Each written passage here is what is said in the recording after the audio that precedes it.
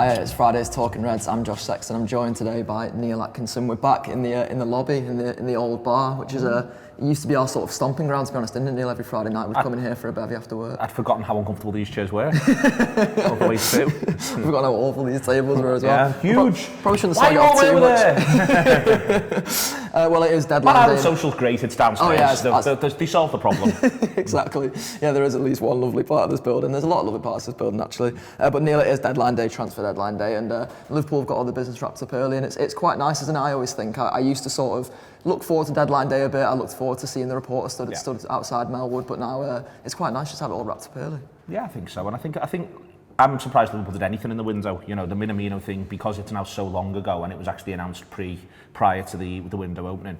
It feels like, well, it almost feels like it doesn't belong to this window, but it does. It was the thing that Liverpool did on day one, got the footballer in, and they didn't really need to do anything else right now. You know, I think that there's just a calm about Liverpool, the way in which they go about what they do. Brewster, interestingly, you know, gets the cup game, then is sent himself away, and I think that has already proven to be and will prove to be an excellent move for him.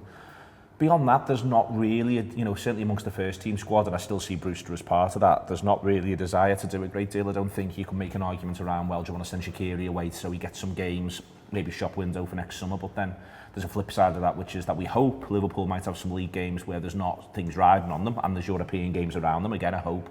But also, in general, Shaqiri features in the game against Barcelona when Liverpool win 4-0 to go through. So I think everyone will be needed. So Liverpool not doing anything in terms of outs, doing what they've done in terms of ins, it's absolutely spot on, and it's back to the idea that Liverpool at the minute feel like they're not thrashing around trying to buy Josh King. Yeah. They are instead, everything is structured, and by the way, that's not an insult to Josh King, he's an excellent player, but where everything's structured, everything's planned, and it's not all last minute. I'm interested in the Minamino point, because I've sort of written down on the agenda whether Liverpool doing their business like that is by design or sort of by chance, and I almost think it's a bit of both, and I sort of look towards the summer in that sense as well. It's that Liverpool are prepared to get these lads in. These lads are on some kind of shortlist or database that Liverpool put together, but it's the opportunity of being able to go and get that player when you realise that he's got a 7 million release clause. Exactly, it's the opportunity of the moment where the price that you'd like to pay or you'd want to pay meets the availability of the footballer, and I think that's how Liverpool will be doing a little bit more of the business than they have done to this point. I think, you can almost go summer by summer up until the summer just gone, where it felt as though Liverpool had a pretty defined list of 4 or 5 targets that we all sort of knew about by mid-June. In Fabinho's case, he was already signed, but where they were all sort of knew about them, and then Liverpool were or weren't just going to press the button and action them. And I think that's what you've seen right the way through, that they've done that. Last summer, though, they don't do that because they don't bring anyone in, really. And then you end up in a situation where it's a bit like, all right, well, what are we doing now? And I just wonder whether or not part of the bonus, really, of having the squad be as strong as it is that you get to be opportunistic. And I think that Minamino is both, will have been really well scouted by Liverpool on the one hand, but on the other hand, they find out they can get him for 7.25 million. Salzburg seem prepared to let people go in January, because they also did it with Haaland.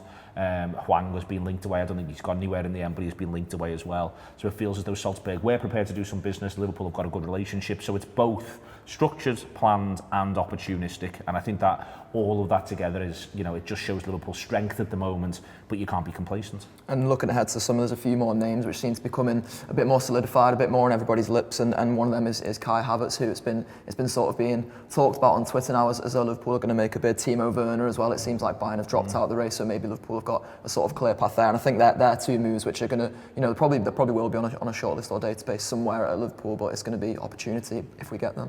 I think it is, and I think as part of that, it wouldn't surprise me if Liverpool sign either of those two. The only realm where I think it's likely they sign them both is if one of the front 3 moves on. Yeah. I think both in terms of fees paid, but also in terms of opportunities to get on the pitch. I think there's something we need to be careful of, which is envisaging the way it is now is the way it will always be. That's in terms of the players, but also in terms of the approach. I don't think Klopp, when he was at Dortmund, played 4-4-1-1, 4-2-3-1, 4-4-2, whatever you want to name it, that variant, whereas I think that 4-3-3 is markedly different to both 4-4-2 and 4-5-1. Liverpool do drop back into 4-5-1 sometimes. But I think what we all end up doing is thinking, well, it will always be thus. And there's a chance it might not be. Firstly, as I say, in terms of the shape, but also the personnel. And it wouldn't surprise me if Liverpool this summer don't do much in the market, but what they do actually does change things quite significantly. Keeps players fresh, keeps the challenge in front of them different, keeps them engaged with the process that's around them. And if Liverpool did Havertz and Werner, I would say it would make me think that one of the current front three is going to be making way. If they do just one of them, I don't think that that's the case. I think that Liverpool can function, bringing in, let's say, Werner, stick with who they've got, switch formations here and there, and have the idea of being able to play in different ways, move on someone like Shaqiri where Minamino ends up taking his place and Liverpool end up with one more attacking talent, maybe rethink or be very honest with Origi as to what his role will now pertain to and go from there. It's difficult to see Liverpool doing two and being able to say to the players, you're going to get the game time. Yeah, well, looking forward to another quiet deadline day for Liverpool. I've been asked to contribute to the BBC Sport Live blog, the Transfer Deadline Day Live blog. Really? I think I might talk about how good Southampton are, because you've already pre-warned me that's what you're going to do in the second part. But first, we're just going to throw you over to a clip from the preview show, so here's that. As we've just said, Southampton have won their last 4 Premier League games away. They're doing all right. They've got some good players. They've got a decent manager. I think you said before that you've got something maybe just nibbling a little bit, but you'd expect the Reds to win. Yeah, just because I think they're playing really well. I think they're arguably one of the form teams in the league at the moment, apart from us, and that's always, it is the sort of thing, when you're winning, you keep winning. That's what we're kind of seeing at the moment, isn't it? Because you're feeling positive about it. I still think we'll have too much for them, but there's also the fact we played in the week and they didn't, so there's that, kind of maybe if any tiredness comes into it, because I don't envisage that the manager's going to mix things up too much. I think maybe Keita comes in, because I thought he looked all right the other night. I didn't think Fabinho looked like he's the sort of player you're going to go get him straight back into the team, because he couldn't seem to put 2 passes together. So I don't think the manager will feel like he's got loads that he can freshen it up. Because I've seen people talking about, or maybe he gives Trent a rest and things like that. But I think the manager will be looking at it and going, they're the form team. They're playing really well. They've got some good results under the belt. I don't want to take any chances. I want to go out and try and beat them. I still think we'll have too much for them, but I don't expect it to be the walk in the park that maybe some people think it will be. Yeah, that was our preview show. I'll look ahead to the Southampton game. If you download the Anfield app, you'll be able to get that for free. You'll have 250 free tokens to play around with to get some of our content. We also re-released an interview with Peter Crouch yesterday, so all the more reason to get involved. But Neil, I'm going to let you have the floor, because you want to talk about how good Southampton are and the banging form at the moment as well. Since we come back from the last international break, the 23rd, Southampton find themselves in a situation where in all comps they played 14, won 8, drawn 3, lost 3. One of the 3 that they lost was against Wolves. They were 2-0 up, and Wolves turned it round in that very Wolves way of theirs and got themselves back to 3-2. So that's not a pure defeat, if you see what I mean. One of the draws is Tottenham in the FA Cup, and they've also beaten Tottenham in that run. In that run, they also went to Leicester and won, and they went to Chelsea and won. They're a serious football team at the moment, and what they're serious at is what they do out of possession, and what they don't do out of possession, and what I really hope they don't do at Anfield is they don't sit in. They absolutely harry the life, press the life out of everybody they face. They've conceded a fair few late goals, and I think it's because they run the legs into the ground. It's the way Hasenhüttl plays, and I'm going to do a stat show after this, and I've got graphics in there of Southampton's aggression and all-round defending in this run since that last international break, or the game after when they beat Watford, arguably being better on the stats bomb radars than Liverpool, and Liverpool are tremendous. But that where they either match Liverpool or they surpass Liverpool in all these areas, and that tells the story of what they've been doing. And whenever I've caught them, whenever I've seen them, they do not give opponents a minute's peace. The average possession retention, pass completion of every opponent they face drops way below normal. And I think I really think, because of where they are in the league, where we are in the league, where they are in the league, I think they're going to come, and there's no pressure on them. And I really hope that what they don't do is adopt the attitude of, well, it's Anfield and we'll just get out with it. I really want them to turn up, play their game, because if they play their game, there's every chance they make Liverpool really play Liverpool's game. And then firstly, I think it'll be a terrific game of football, but secondly, I think Liverpool will win out. They'll fight, they'll struggle, but they'll win out. They'll outplay Southampton, they'll be better than Southampton. But the point is that rather than being better than West Ham, where you've just got to be better than this, they'll be better than this, and then we'll get to see Liverpool up here, which we don't get to see as often as we like, because what Liverpool have done really really well this season is if the opponent's there, Liverpool just make sure they're there and they just keep that all the way through. But if we can move that to that, then this is the Liverpool we get, and that's the Liverpool I want to see. And that's massively exciting, isn't it? And one of Southampton's leading lights has been Danny Ings in sort of recent times. And it's nice to see him back to his best. And I know there's been a few interviews which have come out this week about how he feels indebted to the Liverpool medical staff. They've sort of taught him to run again, and it's also quite nice to see him linked with a move to Manchester United, to be honest, because look, he's playing in a great team at Southampton, as you rightly say, but the chance to move to a club who have the prestige of Manchester United is huge for him, because it feels almost like a second chance. Yeah, I think he will get that eventually, whether it's Manchester United or someone else. I think he'll get that, and I think, listen, his combination of good movement, of work rate, and of finishing ability is not gonna go out of fashion anytime soon. You know, he carries the ball relatively well. He's got a decent enough touch, but what he really does have is an unerring ability in front of goal, and that's what he showed when he was at Burnley. He's shown it at Southampton in little brief bursts where you got to see it. But I think it's more than that. It's more this idea that everybody speaks of him so warmly.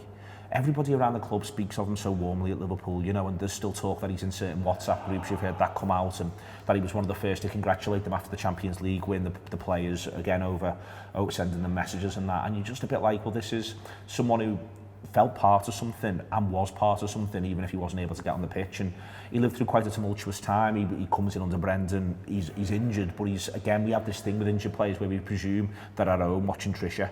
If Trisha's still on, pointless, you insert a daytime television reference of your choice. They've got their feet up and that's what they do. That's not the case. They go in, and if anything, you're probably in work more when you're injured than you are when you're training, because you can only really train at a level of intensity for so much, but recovery work takes it out of you. So if anything, he probably was present around Melwood more than he would have been had he been able to be picked. And there does seem to be that bond there, and I think it's really strange, and I think it's something which this is one of those affinities that we're almost on the outside of the supporters. Most of them, the affinities about us and them. You know, imagine Divock left and came back. It will be all about all the great goals he scored, all the great memories he gave us. Whereas with Ings, it does feel a little bit more, he was part of an adventure with a group of footballers. They all know about that adventure. They all know how hard it was for Danny. We sort of don't, because we don't live that life. And that's the thing, and I think they'll be pleased to see him, and hopefully he will get a good reception, but I think it'll be as much, you know, I think I'm expecting a lot of hugs in the tunnel at Melwood being filmed and shown after this one, of everyone saying, great to see you, lad. And you mentioned our group of players, and I'm interested to know which selection of 11 that Jurgen Klopp's going to go with at the weekend. I think he's been, you know, he's wanted to stick with the same team in recent weeks, and I wonder whether he's going to do that again. I really want Keita to start. And if Keita starts, I think it gives you two options. I think you can either go the way we've been playing, so you just go with the 11 and bring Keita in for Oxlade-Chamberlain. I would be all right with that, but I'd be I think I'd sort of want Oxlade-Chamberlain to get to build on his goal. But I would like to see Keita get the start, not least because I think he'll really help in the game. I think the way he sees the game, the way he's able to find bits of calm in the middle of a lot of chaos, I think it'd be really positive for Liverpool in this one. But there's part of me that sort of wants Klopp to match them up and go 4-2-2-2 as they play. So that's what they play, and have it be Henderson, Wijnaldum, Keita, Oxlade-Chamberlain, Firmino, Salah, and almost just match them up and say, go on then, let's really do this. Let's really go man for man right up and down the pitch. Our attacking midfield two will play on your defensive midfield two. Your attacking midfield two can play on our defensive midfield two. We'll put two against your centre-halves, and you come and have a go with Gomez and Van Dijk 2 for 2, and we're backing our full-backs against yours.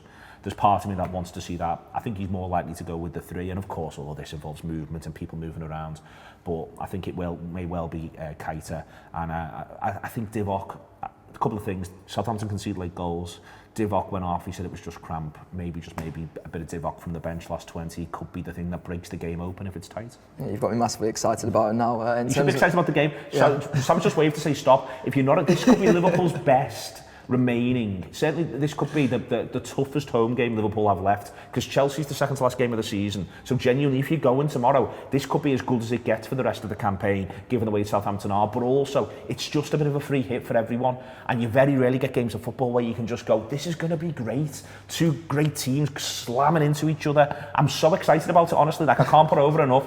Trust me, Atletico Madrid at home, the atmosphere will be great, etc., etc. But it won't be as much of a laugh as tomorrow could be if Southampton turn up and bring the juice. excuse. This is what we want, isn't it? Football's It's what meant to be you exciting. want. Yeah, it's going to be Football's meant great. exciting. It's exciting in the Anfield app as well, and someone asked the question on yesterday's Talking Reds. I'm using this as a bit of a jumping off point, to be honest, Neil. He said, why don't you guys try to get foreign tour fans to discuss how it's like being a Liverpool fan outside of England or Europe, etc.? Well, they're lucky because we've got a few foreign Liverpool fans coming in today. We're going to hopefully get them into the studio. I've got loads of people coming in. Have you got people coming in? Yeah, there's loads of people coming in. I've got loads of people coming in. We're going to have a massive show tomorrow, hopefully. It's going to go out tomorrow morning. Party. Yeah, it's going to be called the Travelling Cop, and it will be a party, hopefully. So there's something to look forward to there. And Neil, I believe there's something to look forward to post-match as well, for the YouTube fan in particular. Yep, both the Pink, which is our audio show, and Post-Match Pint will be out for free, so it'll be on YouTube tomorrow. Post-Match Pint will be available for you to catch up, get it on YouTube after the game, and our audio through Audio Boom. If you don't subscribe, that's absolutely fine. It should come up on your Audio Boom feeds, and also if you do subscribe to either of those things, I'll be really honest, one of the reasons why we made them free is that we've just been having a couple of issues recently getting the show out quick. So for the game against West Ham and for this one, it'll go back to normal service, so people get a taster. But for those of you who do subscribe as well, if you are struggling to get it through the app or through anything else, any of the usual places you get our stuff, there'll be other channels. So Audio Boom will be one and YouTube will be the other. So feel free to spread the love a little bit. The server's getting sorted out, trust me, we're on it. Yeah, but also do download the app because it's great and it's always the one-stop shop for everything we've got, and there'll be post-match writing on there as well. So and it'll be flying from Monday. Exactly. Something to look forward to there, something to look forward to in the game, something to look forward to, another Liverpool win up the Reds.